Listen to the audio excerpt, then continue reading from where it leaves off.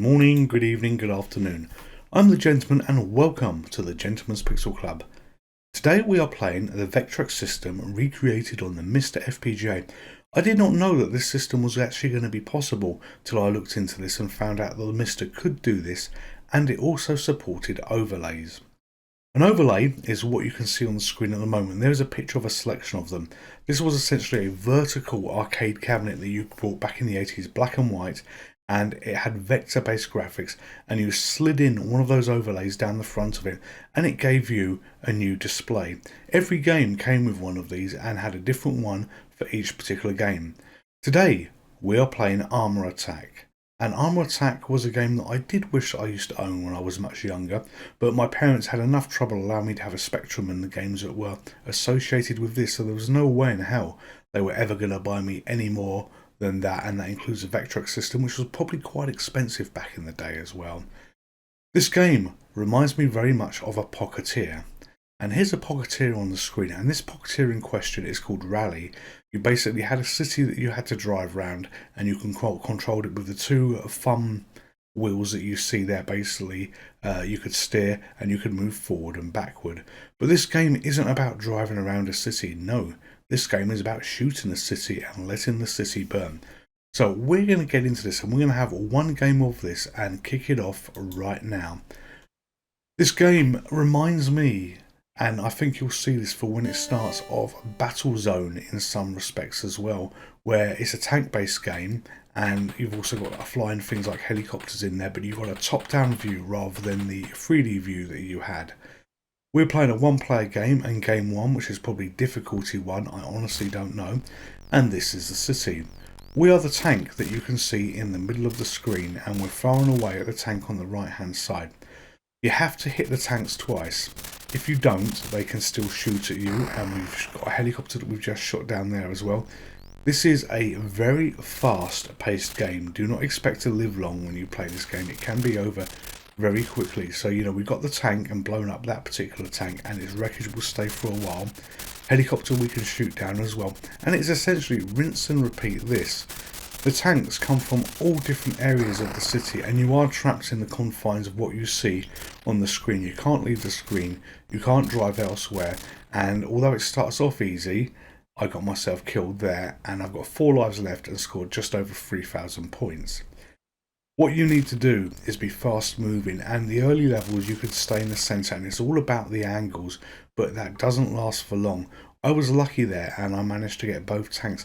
As we go through this playthrough, you're going to see the odd tank get blown up, and you think, did he shoot that tank or not?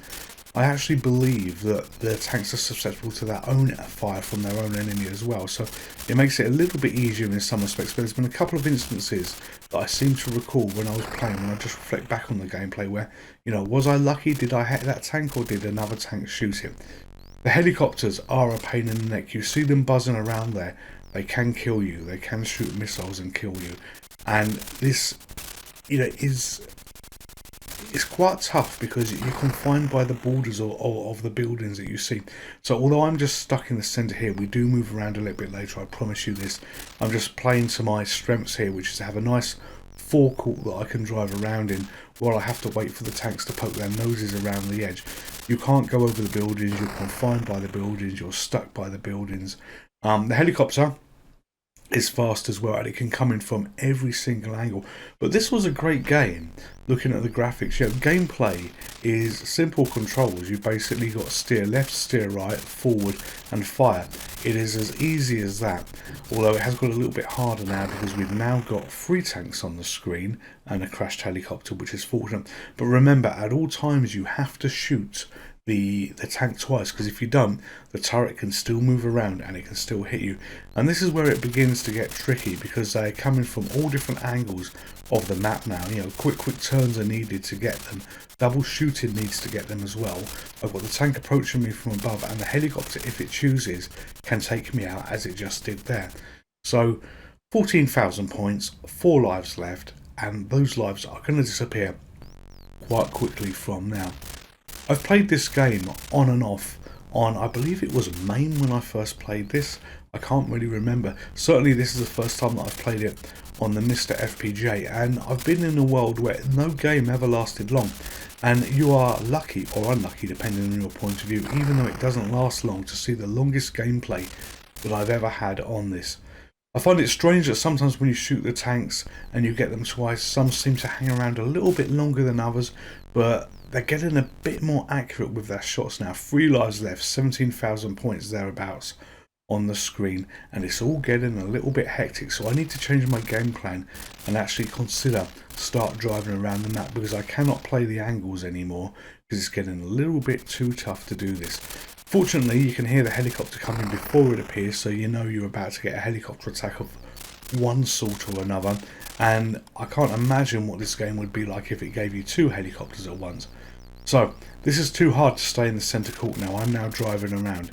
If you like what you see on this game, and it really is a top-down version of Battlezone in a lot of respects, where you replace the moon with a city, you replace the pyramids and the squares with these large blocks of buildings that you've essentially got.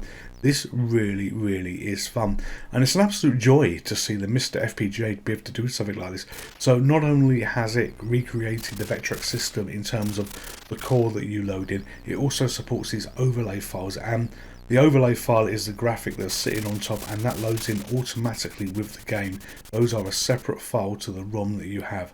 So 23,700 points, and we are on our last tank. There are many other games on this system as well. There's Pole Position that I also gave a go, but I didn't keep the recording of that because that gameplay did not last long. But you know what? This has been a joy, and it's just a little nugget to share with you. I hope you've enjoyed the video. I'm the Gentleman, this is the Gentleman's Pixel Club, and this is the most excellent armour attack. I'll see you soon. Goodbye. Would you like to play again?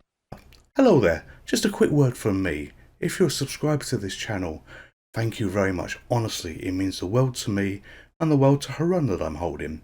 Harun would like all of you to be subscribers to this channel, and if you are this far through the video and you haven't subscribed, but you feel that I have earned your subscription through the content that you've seen so far, please consider subscribing. It makes me happy, it makes Harun happy, and when Harun's happy, everybody's happy. Thank you very much. Stay safe, take care. Goodbye.